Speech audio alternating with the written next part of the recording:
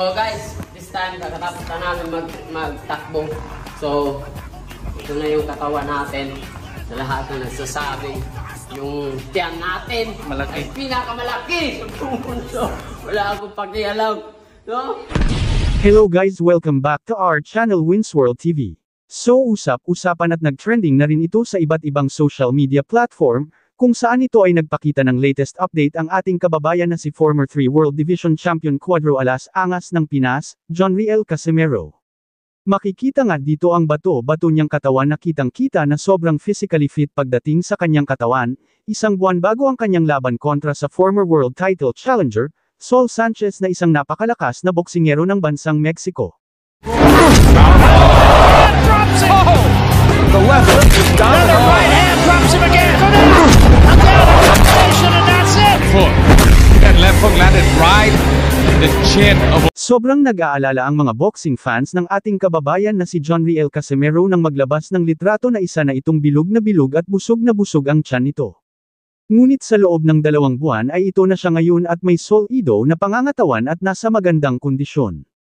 Ayon kay Cuadro Alas Angas ng Pinas, Jonriel Casimero, ay talagang nag-e-ensayo talaga siya ng mabuti, kung saan ay tuloy-tuloy ang kanyang pag-ensayo hanggang maabot niya ang tamang timbang, araw-araw din siya umano nag-e-ensayo para panatilihin ang maganda niyang kondisyon.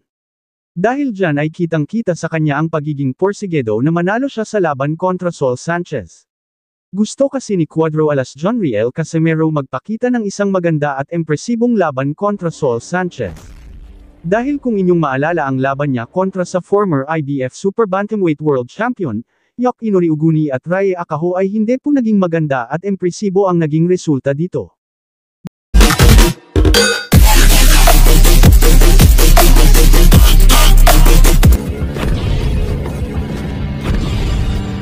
Dagdag ni Cuadro Alas Jonriel Casimero ay malapit na niyang maabot ang tamang timbang na 122 pounds para sa Super Bantamweight Division.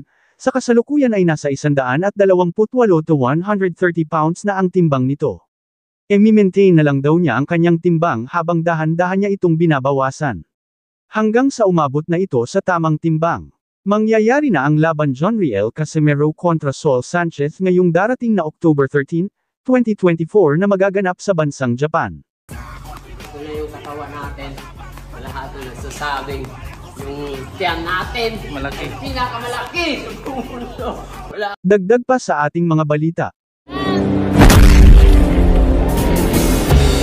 So ito ay isa sa pinaka-inaabangan ng lahat saan man dako ng mundo. Ngayong taon ay sana matuldukan na ang mga katanungan ng karamihan at karanigan dahil panahon na ng pasiklaban ng lakas sa lakas. Isang matulungin at maangas na mandirigma ng bansang Pilipinas laban sa halimaw ng bansang Japan. Ang kanilang laban ay tiyak na magmamarka sa kasaysayan ng boxing.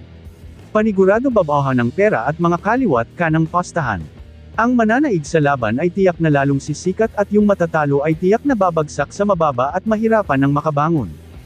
Kaya sabik na ang karamihan sa magwawagi na tiyak siya ang maghahari sa mundo ng Bantamweight Division. Sino kaya sa 2 kampyon ang mananaig, si former 3 World Division Champion Cuadro Alas Jonriel Casimero ba, or ang 4 World Division and Undisputed Champion Naoya Inoue, aka the Japanese Monster? Kung tuluyan ng magharap at maglaban sa ibabaw ng boxing ring, sino kaya ang babagsak at sino ang mananatiling nakatayo? Kapana-panabik talaga itong laban ng 2 malalakas sa Bantamweight Division, kaya abangan natin ang kanilang maiinit na labanan.